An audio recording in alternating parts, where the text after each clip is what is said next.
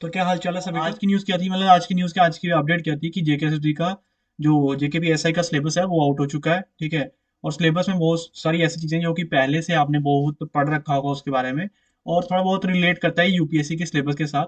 और इसमें इसमें बहुत सारे ऐसे टॉपिक्स हैं जो कि आपको पहले से ही पढ़ने शुरू करने चाहिए थे, और अगर आपने नहीं किया अभी भी टाइम है तो ये तो आ गया result. Result score of candidate post by merit connected from, ये तो उनका रिजल्ट आया, ठीक है। अब रिजल्ट स्कोर सेकंड वाला अक्टूबर 2 से जो हुआ था, ये आ गया सिलेबस। तो सिलेबस को ओपन कर लेते हैं, और इसके साथ एक तो दूसरी बात ये एडिड ऑप्शन। तो एडिड ऑप्शन में क्या बताया गया है कि 22 तारीख से लेके पोर्टल में एक एडिड ऑप्शन दिख जाएगा आपको, और 27 तारीख तक ये चलेगा। और उसमें आप क्या क्या एडिट कर पाएंगे वो मैं आपको उसी दिन वीडियो में जैसे ही का लिंक आएगा तो उसके मैं आपको ट्रायल करके दिखा दूंगा, बता दूंगा कैसे कैसे इसका लिंक आप मतलब एडिट क्या क्या हो सकता है, ठीक है। तो फर्स्ट ऑफ ऑल अभी हम पहले नोटिफिकेशन को देख लेते हैं पहले। तो ये रहा नोटिफिकेशन। तो इसमें क्या है कि सिलेबस किसके बारे में है? सब इंस्पेक्टर होम डिपार्टमेंट का, और ई होम डिपार्टमेंट गृह मंत्रालय, यूटी कैडर आइटम्स नंबर 668। तो ये वही सिक्स जो एडवर्टीजमेंट नंबर 6 थी, ठीक है। और जूनियर इंजीनियर का, जूनियर ही है शायद, हाँ। तो बाकी जो है एंड डिवीजन कैडर किताबत, तो कुछ तीन चार चीजों के आए हैं, ठीक है। तो एनेक्सर ए में है सबसे पहले जेके एस एस बी का, एसआई का सिलेबस जेकेबी का। तो इसमें क्या क्या है, तो सबसे पहले बात करते हैं। 150 मार्क्स का ये एग्जाम होने वाला है, और 120 क्वेश्चंस होंगे, 2 घंटे का टाइम होगा। बहुत ही अच्छा एग्जाम होने वाला है। मतलब बहुत ही टफ कंपटीशन का एग्जाम भी देखने को हमको मिल सकता है, लेकिन टफ किसके लिए है? जिन्होंने पढ़ के नहीं जाएंगे, जो पढ़ के नहीं गए होंगे, ठीक है। तो सबसे पहले टॉपिक है हमारा current events of national and international importance. तो इसमें आपका आ जाएगा, इस माने जो भी करंट नेशनल के इवेंट्स होते हैं, इंटरनेशनल के इवेंट्स होते हैं, जैसे कोविड आया था उसके बारे में पूछ सकते हैं, ठीक है। कोई भी तूफान के बारे में, सुनामी के बारे में, एंड कोई भी अर्थक्वेक वगैरह इसके बारे में पूछा जा सकता है। अब इस मेनली क्या पूछा जाता है, जैसे कोई स्कीम पूछी जाती है, ठीक है। स्कीम हो गई, उसके बाद कोई इकोनॉमिक डेवलपमेंट होगी, एसडीजी सस्टेनेबल डेवलपमेंट गोल्स हो गए, उनके बारे में पूछा जाता है। कोई नया इंडेक्स आया हो, रिपोर्ट्स वगैरह, उसके बारे में पूछा जाता है। अवार्ड्स के बारे में पूछा जाता है, स्पोर्ट्स अवार्ड्स के बारे में पूछा जाता है। स्पोर्ट्स में कौन जीता है उसके बारे में पूछा जाता है। करंट जो मतलब जो अभी प्रेजेंट में चल रहा है वो सब पूछा जाएगा, क्या चल रहा है, और इसमें प्रेजेंट में आपको कहाँ तक पूछा जा सकता है। क्योंकि मैंने देखा था कि जेकेएसएसबी का जो क्लास फोर्थ का एग्जाम था उसमें 2018 का क्वेश्चन पूछा गया था फुटबॉल को लेके। फुटबॉल, कि फुटबॉल का वर्ल्ड कप किसने जीता था, जो मतलब जो स्पोर्ट्स होते हैं जिनका 4 4 साल का एक कोई वर्ल्ड कप हुआ हो, तो उसको भी आपको पढ़ के जाना है, ठीक है। अभी वो आप फुटबॉल का क्वेश्चन क्या पता यहाँ पे भी आ जाओ, और आप सोचते रहोगे करंट अफेयर आपको सिर्फ 1 साल के पढ़ने हैं। नहीं नहीं, करंट अफेयर आपको 1 साल के तो पढ़ने पड़ने हैं, मिनिमम 2 साल के करंट अफेयर आपके दिमाग में होने चाहिए।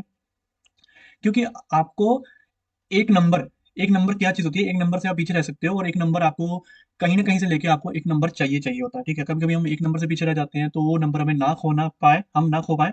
तो उसके लिए करंट अफेयर आपको मिनिमम 2 साल, और 4 साल का 4 साल तक कौन सा, जैसे कोई एक वर्ल्ड इवेंट हुआ हो, वो वाला, वो वाला एक। और वर्ल्ड इवेंट मतलब मान लीजिए जैसे वो फुटबॉल का कप, वर्ल्ड कप कप हुआ था, आईसीसी का T20 का कप होते हैं जो, बैडमिंटन का कप होता है। उसके बाद बैडमिंटन तो एक, हाँ बैडमिंटन के भी जो कप्स होते हैं, मतलब अगर वर्ल्ड होता है, वर्ल्ड का तो बैडमिंटन का मैंने सुना नहीं, लेकिन उसका टेनिस का होता है जो उसके कोर्ट वगैरह में होते हैं, हाँ। तो वो हो गया, हॉकी का हो गया, तो ऐसे कुछ। अब सेकंड टॉपिक क्या है, history of India, national Indian national movement. History of India में क्या आ गया, एशियंट, मेडिवल एंड मॉडर्न। तो एशियंट में तो आ जाएंगे हमारे ऋग्वेद वगैरह, ठीक है। Rigveda, Vedic civilisation, Rigveda, Rigveda sorry, early Vedic life, later Vedic life. उसके बाद आप हमारा आ जाएगा Buddhism, Jainism. Buddhism Jainism Mahabharata भी उसमें, वही भी उसमें आता है, ठीक है। उसके बाद उसके उसी के बारे में पूछा जाता है। फिर आपका मेडिवल में आ जाता है आपका मुगल एम्पायर, ठीक है, मुगल। और मॉडर्न में आपका आता है ब्रिटिशर्स और इंडियन नेशनल मूवमेंट, ठीक है। इस तरीके से कुछ है, अगर मैं गलत हूँ तो उसके लिए आई एम सॉरी, मुझे माफ कर दीजिएगा। लेकिन मैं आपको सिर्फ बताने की, हल्का हल्का बताने की कोशिश कर रहा हूँ कि इसमें से पूछा जाएगा क्वेश्चन आपको।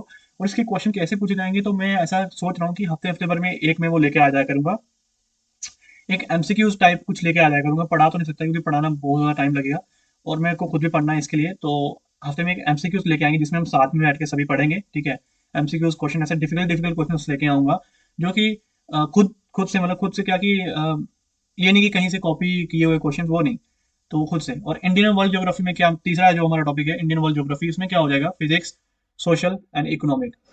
तो इंडिया की ज्योग्राफी, ज्योग्राफी में क्या आएगा? ज्योग्राफी में रिवर्स आते हैं, लेक्स आएंगे, लेक्स आएंगी, जम्मू के बुल्लर डल लेक आएंगी, रिवर्स आएंगे हमारी इंडस, ब्रह्मपुत्र, सतलुज, ठीक है, चिनाब यहाँ की जम्मू में है जो, ठीक है। उसके बाद ताप्ती, नर्मदा, कृष्णा, ये सारी कुछ आएंगी हमारी इधर इसमें। और रिवर्स के साथ साथ अर्थ के बारे में पूछा जाएगा, सन के बारे में पूछा जाएगा, पेनिसुलर प्लेट्यू, पेनिनसुलर प्लेट्यूज के बारे में, कोस्ट के बारे में, ईस्टर्न कोस्ट, वेस्टर्न कोस्ट, इनके सारे क्वेश्चन वगैरह आएंगे, ठीक है। और रेनफॉल वगैरह इसमें थोड़ा बहुत आएगा, ठीक है। तो अब आ जाते हैं फोर्थ टॉपिक पे, Indian polity and governance, constitution, political system, Panchayati Raj, public policy, right issue. अब इंडियन पॉलिटी या गवर्नमेंट से आपको पता चल जाएगा कि पॉलिटिक्स के बारे में पूछा जाता है। पॉलिटिक्स वो नहीं जो हम जो पार्टी करती हैं, पॉलिटिक्स वो मतलब ये इसमें पॉलिटी पूछा गया है, पॉलिटी के कॉन्स्टिट्यूशन के बारे में पूछा गया है, कॉन्स्टिट्यूशन के कौन से आर्टिकल्स हैं, आर्टिकल 15 क्या कहता है, आर्टिकल 16, आर्टिकल 21, आर्टिकल 14 जिसपे पिक्चर बनी हुई है, discrimination of, no discrimination, discrimination of sex, creed, ऐसे कुछ है, ठीक है। तो आर्टिकल 21, 23, 24, 25, 26, 35 तक आर्टिकल हैं, और इसमें और भी बहुत सारे आर्टिकल्स हैं। इसके बाद डायरेक्टिव प्रिंसिपल, ठीक है। और state versus state versus state versus centre, centre versus state, ऐसा भी है इसमें टॉपिक है इंडियन पॉलिटी में, कॉन्स्टिट्यूशन में। पॉलिटिकल सिस्टम में वो आएगा, पंचायती राज जो हमारी विलेज लेवल होती है उसमें, पब्लिक पॉलिसी, राइट इश्यूज, ये ऐसे कुछ टॉपिक्स पूछे जाएंगे। और इसमें एक्स्ट्रा दिया है, तो मतलब इंडियन पॉलिटी एंड गवर्नमेंट्स के बीच में जो भी आएगा वो सब पूछा जाएगा, तो उसके रिलेटेड क्वेश्चन पूछे जाएंगे।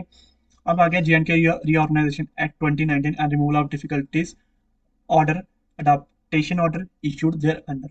अब जब अगस्त 5 2019 में जब हमारा रिवोक किया गया था आर्टिकल 370 एंड 35A, तो उस टाइम पे क्या डिफिकल्टीज आई थी उस एक्ट का पूरा रीऑर्गेनाइजेशन, उसमें क्या क्या बातें कही गई थी, क्या होगा जम्मू कश्मीर स्टेट अब क्या है, तो वो सारा ऑर्डर क्या निकले थे उस टाइम पे, अडॉप्ट किया ऑर्डर, कौन से ऑर्डर अडॉप्ट किए गए थे, कौन से हमारे IPC को अडॉप्ट किया गया था, इंडियन इंडियन पेनल कोड को, तो ये सब उसमें आएगा। हमारा आता है सिक्स सिक्स नंबर टॉपिक, तो इसमें इकोनॉमिक एंड सोशल डेवलपमेंट। और ये करंट अफेयर से, इकोनॉमिक एंड सोशल डेवलपमेंट ये करंट अफेयर वाला नहीं पूछा जाएगा, इसमें पूछा जाएगा all over from the starting to the independence of India, मतलब इंडिया जब भारत हमारा देश आज़ाद हुआ था, तो तब से लेके अब तक जो पूछा जाएगा वो है इसमें, ठीक है। Sustainable development goals, poverty, inclusion, demographic, social sector initiatives, तो इसमें पूछा जाएगा। इसमें ये नहीं बताया कि करंट अफेयर में से कितने क्वेश्चन नंबर पूछेंगे, कितने क्वेश्चन, कितने मार्क्स से क्वेश्चन पूछे जाएंगे। इसमें एक टोटल करके 14 टॉपिक्स दिए गए हैं जिनके अंदर आपको एक क्वेश्चन पूछे जाएंगे। इसमें कहीं ये नहीं लिखा कि इसमें से 20 नंबर का होगा, जैसे जेके SI फाइनेंस का पूछा गया था, तो उसमें था, ठीक है, उसमें था कंप्यूटर नॉलेज 20 नंबर का, मेंटल एबिलिटी 20 नंबर की, ऐसे कुछ था, ठीक है। तो ये है इकोनॉमिक्स का, डेमोग्राफिक, सोशल सेक्टर इनिशिएटिव। इसके बारे में अगर आपको बताना चाहूँ तो पॉवर्टी, पॉवर्टी हमारा क्या प्लान रहे हैं स्टार्टिंग से इनको पॉवर्टी इरेडिकेशन के लिए, inclusion, demographics, social sector initiative. इसके लिए आपको क्या करना चाहिए, इसके लिए आपको NCERT की बुक या स्टेट बोर्ड की बुक्स पढ़नी चाहिए, 6 से लेकर 12 तक आपको बुक्स पढ़नी चाहिए इसके लिए, इस टॉपिक के लिए सारा। General issues on environmental ecology, biodiversity and climate change, तो ये अगर आप जनरल साइंस पढ़ेंगे 6 से लेकर 12 तक, उसके बाद इसकी एक बुक भी आती है इन्वायरमेंट इकोलॉजी की, बायोडाइवर्सिटी की, तो आपको पढ़नी चाहिए। आपको ये प्रेफर्ड बुक नहीं लेनी है, इसके लिए मैं आपको बता दे रहा हूँ फिर से, क्योंकि प्रेफर्ड बुक में क्या होता है, देखो अब आजकल क्या ट्रेंड चल रहा है कि एक बुक ले लो उसमें से पढ़ लो तो आपका एग्जाम क्रैक हो जाएगा, तो ऐसा नहीं होता है, ऐसा नहीं होता है। जो IAS वगैरह क्रैक करते हैं, जो किसी भी एग्जाम को क्रैक करते हैं, तो वो आपको एक प्रेफरेबल बुक नहीं बताएंगे, वो आपको बेसिक, पहले तो आपको बेसिक से नॉलेज होनी चाहिए, फिर उसके बाद आपको एडवांस लेवल तक जाना है, ठीक है। तो इसके लिए आपको बहुत ही मेहनत करनी पड़ेगी, जो कि आपको करनी चाहिए। अब यहाँ पे हम देखने वाले हैं एक और चीज के बारे में, ठीक है। तो एक बुक से आपको नहीं पढ़ना है, मैं आपको सिंपल ही बोल दे रहा हूँ, ठीक है। 6 से लेकर 12 तक हिस्ट्री की बुक्स, इंडियन ज्योग्राफी की बुक, पॉलिटी की बुक, इकोनॉमिक्स की बुक एंड रीऑर्गेनाइजेशन की बुक, इसमें से जो जो आपको मेन मेन लगता है वो आप पढ़ें। और आपको मेन मेन क्या लगता है वो आप पे डिपेंड करता है, ठीक है। ये टोटली आप पे डिपेंड करेगा कि आपको क्या क्या पढ़ना है, खुद आपको डिसाइड करना है, ठीक है। अब आती है बात जनरल इंग्लिश की, तो जनरल इंग्लिश की आपको सिर्फ ग्रामर की बुक पढ़नी है। ग्रामर मतलब समझ लीजिए कोई भी आप लेक्चर सुन सकते हो यूट्यूब पे। जनरल इंग्लिश में जो क्या आता है, जनरल इंग्लिश में आप जो JK SI फाइनेंस का जो सिलेबस था उसको आप पूरा कवर कर लें, उसके अलावा आपसे कोई कुछ, मेरे को नहीं लगता कुछ पूछा जाएगा, क्योंकि इसमें सिंपल ही बोला गया general English. Interpersonal skill including communication skill, अब इस पे मेरे को भी काम करना पड़ेगा, क्योंकि मैंने ये टॉपिक पहले नहीं पढ़ा, लेकिन ये UPSC के एग्जाम में interpersonal skill including communication skill एक टॉपिक है, CSET का एग्जाम है, तो उसमें ये पूछा जाता है। अच्छा, तो ये इंजीनियरिंग ड्राइंग का सिलेबस है, ठीक है। इसकी मैं पीडीएफ शेयर कर दूंगा टेलीग्राम पे, ठीक है। Mechanics, dynamics, physics, electromagnetic fields and wave, ये मैंने पढ़ा हुआ है, बीएससी में था मैं 1 साल के लिए। हाँ, उसमें था। कंप्यूटर एप्लीकेशन, ये तो वही आ गया जो हमारा कॉन्सेप्ट है, वायरस एंड लेटेस्ट एंटीवायरस। इसमें ये एसआई का जो सिलेबस था ये वही है। मैथमेटिक्स में डिफरेंट कैलकुलस, ये हमारा इंटेग्रल कैलकुलस, वेक्टर कैलकुलस, ये हमारा होता है बीएससी के फर्स्ट सेमेस्टर में। जनरल नॉलेज, सस्टेनेबल डेवलपमेंट, गोल वर्ल्ड स्पोर्ट्स, ये हो गया वही एसआई का सिलेबस, फाइनेंस वाला। एंड सेमीकंडक्टर फिजिक्स, तो ऑप्टिक्स 10th में तो पढ़े, लेकिन उसके आगे भी पढ़ना पड़ता है। ऑप्टिक्स ये था। ऑसिलेशन, हाँ, ये ऑसिलेशन, ये भी फर्स्ट सेम सेकंड सेम में सिलेबस मिल जाता है। इलेक्ट्रोमैग्नेटिक फील्ड है, वो भी बीएससी के फर्स्ट सेम का एग्जाम से ही, ठीक है।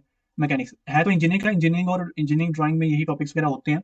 तो चलो यार, आपको वीडियो कैसा लगेगा इसके बारे में और भी थोड़ी बहुत बात करेंगे नेक्स्ट वीडियो में आके, लेकिन एक्सप्लेन करेंगे अच्छी अच्छी चीज़ें, मतलब हम कहाँ से पढ़ सकते हैं वो वगैरह। तो अभी के लिए वीडियो को मैं कर रहा हूँ खत्म।